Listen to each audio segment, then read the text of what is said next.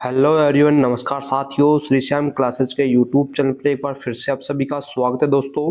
तो जो भी साथी भाई पशुधन सहायक से संबंधित और वेटनरी से संबंधित किसी भी वैकेंसी की तैयारी कर रहे हैं तो दोस्तों कंटिन्यू जुड़े रहें श्री श्याम क्लासेज के यूट्यूब चैनल के साथ में। यहाँ पर आपको दोस्तों कंटिन्यू लगातार क्लासेस देखने को मिलती रहती हैं। चलिएगा दोस्तों, आज की क्लास का अपना पहला क्वेश्चन देखते हैं कि किस पशु में गुर्दे का आकार का हृदय के समान होता है। कि कौन सा पशु होता है जिसमें जो हृदय का आकार होता है वो गुर्दे यानी किडनी के समान होता है। गाय में, भेड़ में, घोड़े में या दोस्तों ऊंट में। तो दोस्तों जो घोड़े का हृदय होता है ये किडनी यानी गुर्दे के आकार का होता है। कौन से पशु में होता है? हॉर्स, घोड़े के अंदर। ठीक है, अगला क्वेश्चन देखेंगे। गाय की जुगाली प्रक्रिया में कौन सा पेट सबसे पहले कार्य करता है? कि गाय की जो जुगाली की प्रक्रिया होती है उसमें कौन सा पेट है जो सबसे पहले कार्य करता है? यानी पेट के रूमन के आमाशय के 4 भाग होते हैं। कौन कौन से? रूमन, रेटिकुलम, ओमेज्म और एबोमेज्म। इनमें से दोस्तों जुगाली प्रक्रिया में सबसे पहले पेट का कौन सा भाग कार्य करता है? तो दोस्तों राइट आंसर करेंगे जो रूमन पार्ट होता है, भाग होता है, जुगाली की प्रक्रिया में सबसे पहले कार्य करना स्टार्ट करता है मेरे दोस्तों। ठीक है, इसके बाद में अगला क्वेश्चन देखेंगे कि गाय के दूध में सबसे अधिक मात्रा में कौन सा प्रोटीन पाया जाता है? कि जो गाय का दूध होता है उसके दूध के अंदर सबसे अधिक मात्रा में कौन सा प्रोटीन उपस्थित होता है? तो राइट आंसर करेंगे दोस्तों केसीन नामक जो प्रोटीन होता है गाय के दूध के अंदर सर्वाधिक मात्रा में उपस्थित होता है साथियों। अगला क्वेश्चन देखेंगे, पशुओं में थायमिन यानी विटामिन B1 की कमी से कौन सा रोग होता है? कि जो पशु होते हैं उनमें थायमिन यानी विटामिन B1 जिसे बोलते हैं थायमिन को, तो उसकी कमी से कौन सा रोग हो जाता है? तो राइट आंसर करेंगे जो बेरी बेरी रोग होता है ये विटामिन B1 की कमी से पशुओं में दोस्तों होता है। ठीक है,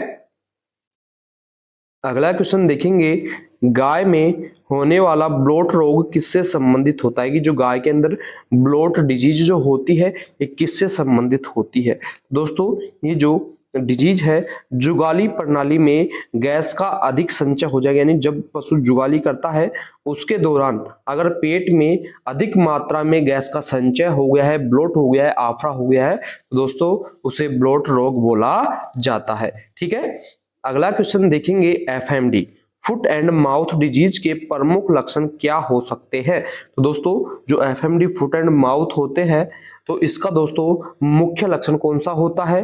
कि मुंह, खुर और थनों के ऊपर छाले पड़ने लग जाते हैं। यानी मुंह, खुर और थनों पे छाले होना दोस्तों FMD foot and mouth disease का दोस्तों महत्वपूर्ण लक्षण माना जाता है। ठीक है, अगला क्वेश्चन देखते हैं दोस्तों। क्वेश्चन क्या है? एंथ्रेक्स रोग का कारण कौन सा बैक्टीरिया होता है? तो दोस्तों एंथ्रेक्स रोग का ब्रुसेलोसिस एंथ्रेक्स जो डिजीज बैक्टीरिया होता है ये एंथ्रेक्स डिजीज का कारक माना जाता है। ठीक है, अगला क्वेश्चन देखेंगे, रेबीज वायरस का मुख्य प्रभाव कहाँ पड़ता है? जो रेबीज वायरस होता है इसका जो मुख्य प्रभाव है ये कहाँ पर पड़ता है? दोस्तों स्नायु तंत्र यानी न्यूरॉन्स सिस्टम पर दोस्तों, नर्वस सिस्टम पर रेबीज का दोस्तों सबसे अधिक प्रभाव, मुख्य रूप से प्रभाव पड़ता है। ठीक है, अगला क्वेश्चन देखेंगे, किस पोषक तत्व को ग्रोथ मिनरल कहा जाता है? कि कौन सा पोषक तत्व है जिसे ग्रोथ मिनरल के नाम से दोस्तों जाना जाता है? तो राइट आंसर करेंगे जो फास्फोरस तत्व होता है इसे ग्रोथ मिनरल के नाम से जाना जाता है। ठीक है, अगला क्वेश्चन देखेंगे, किस प्रकार की चारा फसल में सबसे अधिक प्रोटीन पाया जाता है? कि किस प्रकार की चारा फसल होती है जिसमें सर्वाधिक मात्रा में यानी सबसे अधिक प्रोटीन की मात्रा उपस्थित होती है? तो मेरे दोस्तों राइट आंसर करेंगे ब्रिसम के अंदर, जो ब्रिसम होती है इसके अंदर सर्वाधिक मात्रा में प्रोटीन उपस्थित होती है। ठीक है, अगला क्वेश्चन देखते हैं कि गाय में प्रजनन चक्र स्ट्रेस साइकिल की अवधि कितनी होती है? तो दोस्तों गाय का जो प्रजनन चक्र स्ट्रेस साइकिल होता है वो 21 दिनों का होता है, 21 डेज का मेरे दोस्तों। ठीक है, अगला क्वेश्चन देखेंगे, गाय में कृत्रिम गर्भाधान आर्टिफिशियल इंसेमिनेशन का सही समय कौन सा होता है कि जब गाय मद में होती है, हीट में होती है, तो कृत्रिम गर्भाधान करने का सबसे अच्छा समय कौन सा होता है? तो दोस्तों हीट के 12 से 18 घंटे के बाद में दोस्तों कृत्रिम गर्भाधान करने का सबसे अच्छा समय होता है। ठीक है, अगला क्वेश्चन देखेंगे कि कौन सा हार्मोन दुग्ध स्राव मिल्क लेट डाउन को नियंत्रित करता है? तो दोस्तों जो ऑक्सीटोसिन हार्मोन होता है, ये दुग्ध हार्मोन दुग्ध स्राव यानी को नियंत्रित करता है। मिल्क लेट डाउन को कौन नियंत्रित करता है? ऑक्सीटोसिन हार्मोन मेरे दोस्तों। अगला क्वेश्चन देखेंगे, गाय में प्रसव के कितने दिनों बाद पहली हीट आती है? कि जो गाय ब्याह जाती है, ब्याने के बाद में कितनों दिनों के बाद में वह गाय पहली बार हीट में आती है? तो दोस्तों राइट आंसर हो जाएगा लगभग 40 से 60 दिन के अंदर दोस्तों ब्याई हुई गाय पहली बार हीट यानी मद में आती है। ठीक है, अगला क्वेश्चन देखेंगे, घोड़े की पाचन प्रणाली, घोड़े की पाचन प्रणाली में कौन सा विशेष अंग पाया जाता है जो फाइबर पाचन में मदद करता है? कि जो घोड़े की पाचन प्रणाली होती है उसमें एक ऐसा विशेष अंग पाया जाता है जो फाइबर को पचाने में मदद करता है।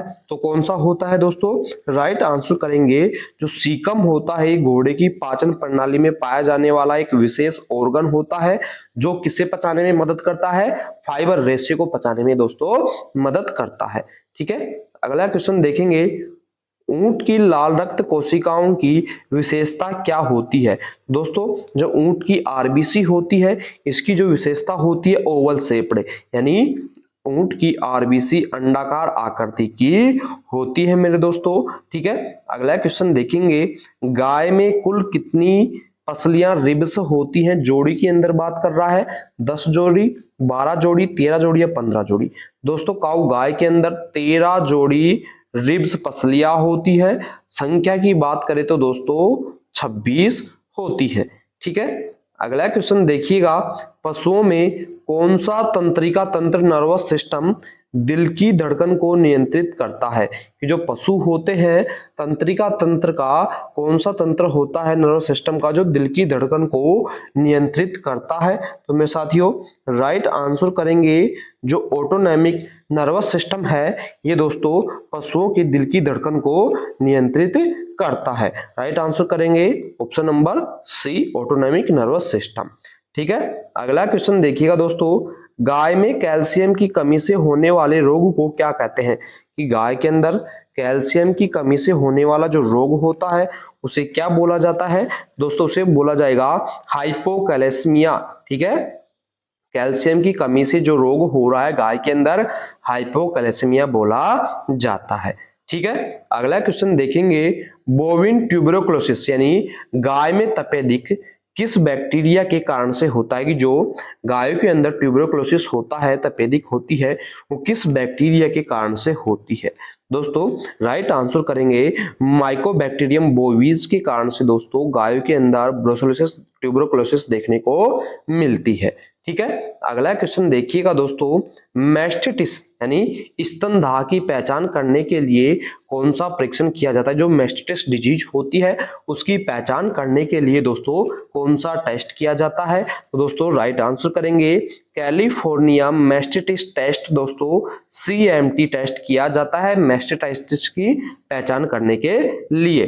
ठीक है, अगला क्वेश्चन देखिएगा साथियों, कौन सा वायरस PPR यानी पेस्ट डेज पेटीज रूमिनेंट्स रोग का कारण बनता है? कि कौन सा वायरस होता है जो PPR डिजीज का दोस्तों कारण बनता है? तो राइट आंसर करेंगे दोस्तों जो माइक्रोब्लाइज होती है ये दोस्तों इस रोग का कारण बनती है। ठीक है, अगला क्वेश्चन देखेंगे, घास चरने वाले पशुओं के लिए आवश्यक न्यूनतम क्रूड फाइबर प्रतिशत कितना होना चाहिए? कि जो पशु चरते हैं यानी घास चरते हैं उनके लिए आवश्यक न्यूनतम क्रूड फाइबर का प्रतिशत कितना होना चाहिए? 5%, 10%, 18% या दोस्तों 25%? तो दोस्तों न्यूनतम इनके लिए जो क्रूड फाइबर होगा ये होता है दोस्तों 18% मेरे साथियों।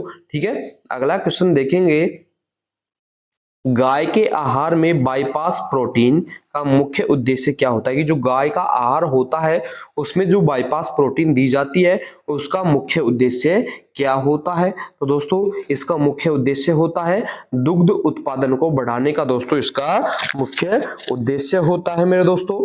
ठीक है, अगला क्वेश्चन देखिएगा साथियों।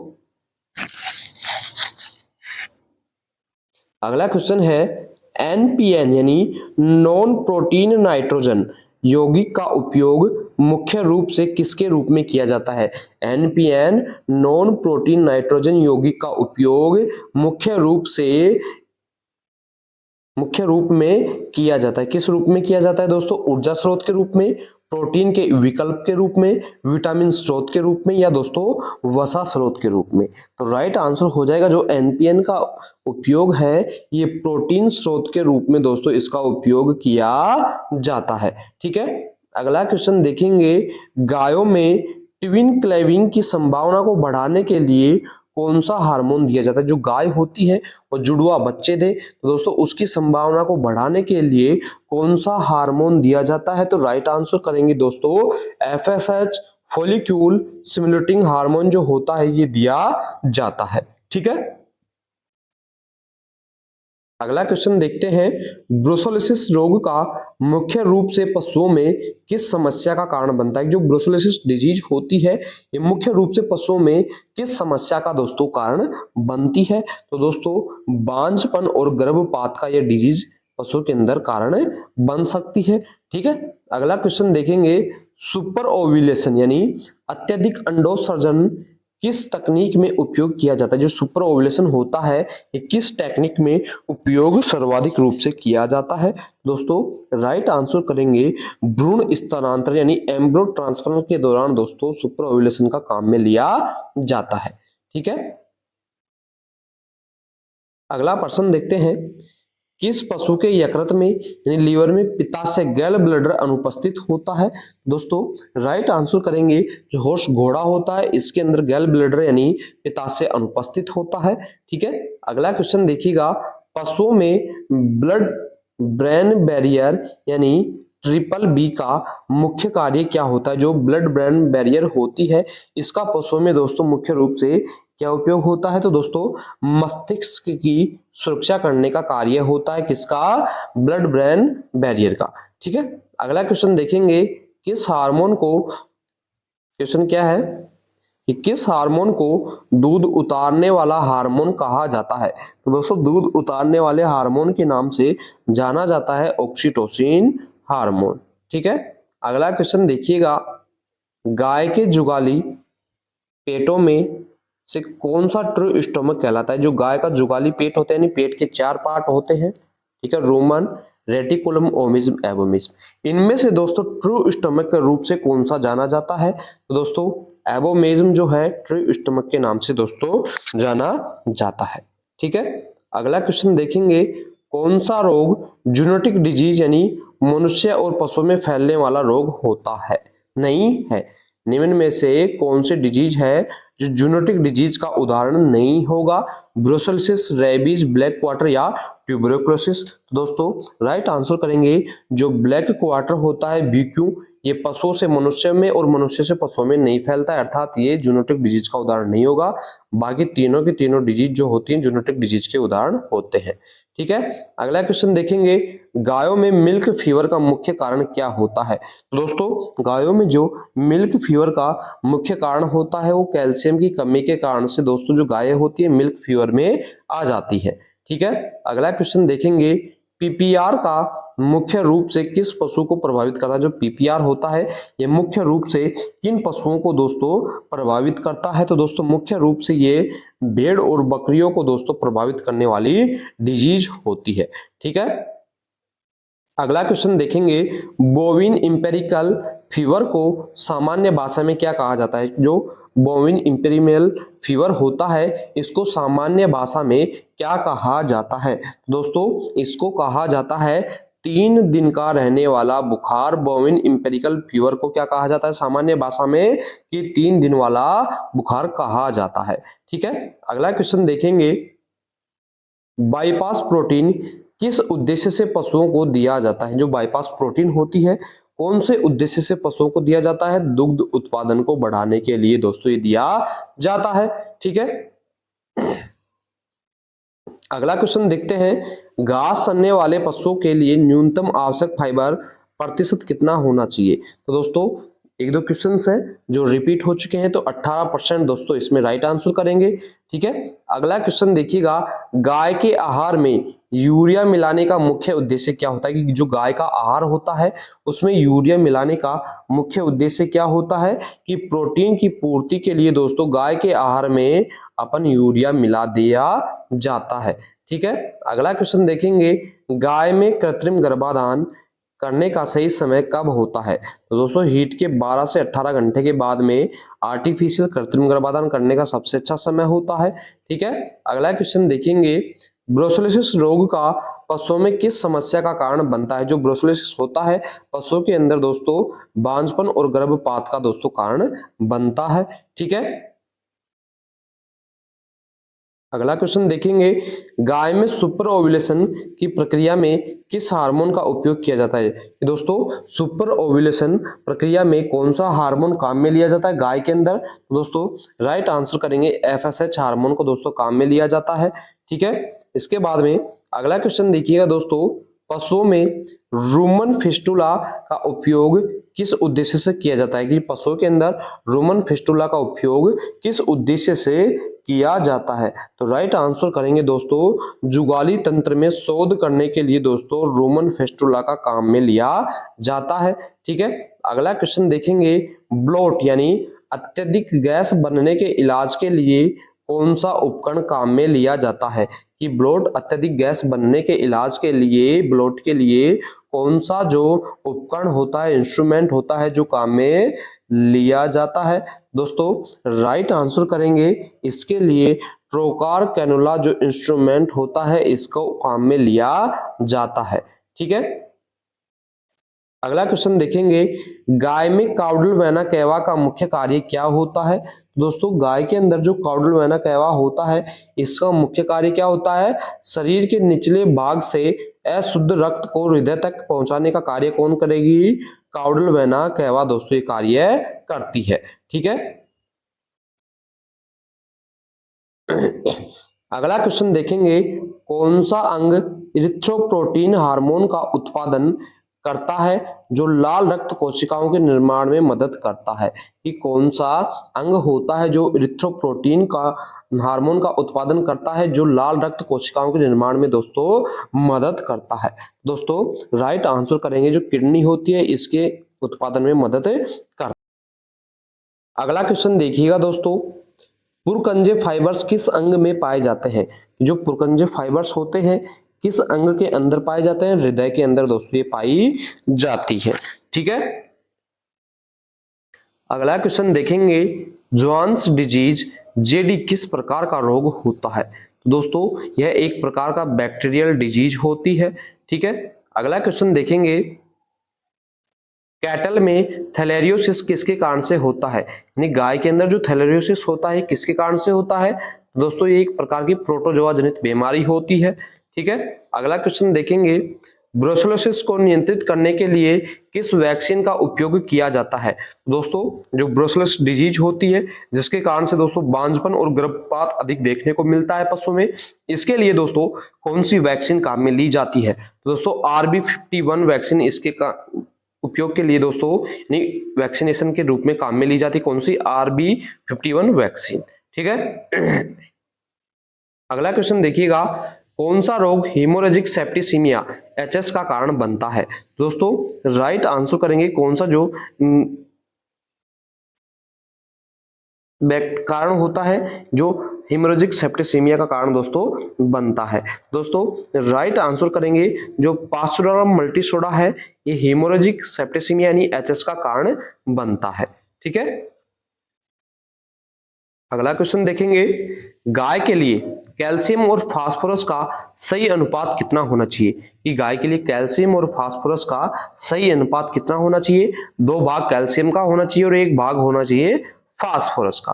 ठीक है, अगला क्वेश्चन देखेंगे। किस तत्व को मिथ्योनिन और साइटोसिन के संश्लेषण के लिए आवश्यक माना जाता है।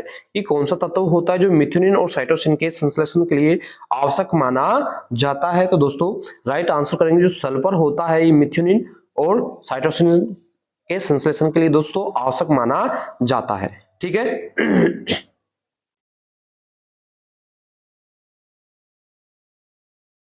अगला क्वेश्चन देखेंगे, यूरिया को पशुओं के आहार में अधिक मात्रा में मिलाने पर क्या समस्या हो सकती है? कि अगर किसी पशु के आहार में यूरिया की मात्रा अधिक कर दी जाए दोस्तों, उससे कौन सी समस्या बढ़ सकती है? तो दोस्तों यूरिया विषाक्तता होने की संभावना बढ़ जाती है, यूरिया टॉक्सिसिटी बढ़ जाती है।